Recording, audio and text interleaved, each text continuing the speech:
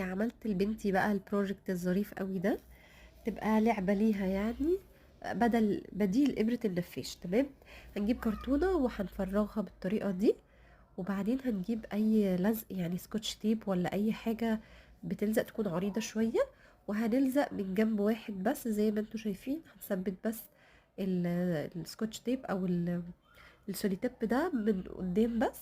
تمام، وبعدين احنا هنشتغل على الظهر، يعني احنا عايزين الجزء اللي بيلزق ده.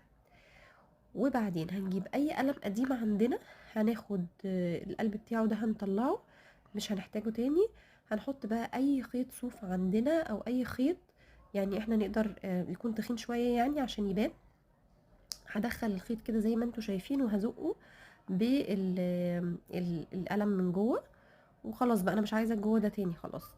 وهستخدمه بقى بدل ابرة النفاش، طريقة ظريفة جدا يلعبوا بيها ومسلية جدا. عايزة اقول لكم لو انتوا حاطينها على اي رسمة ممكن يمشوا على الرسمة، او ممكن يبتكروا هم رسومات زي ما هم عايزين، وبعدين بعد ما يخلصوا الرسمة يفكوها تاني يشدوها ويرجعوا يلزقوها تاني. ظريفة جدا ومسلية، بتقعد معاهم فترة طويلة جدا. وده كان يومنا النهاردة، ويا رب يكون عجبكم كل حاجة، واشوفكم في فيديو جديد.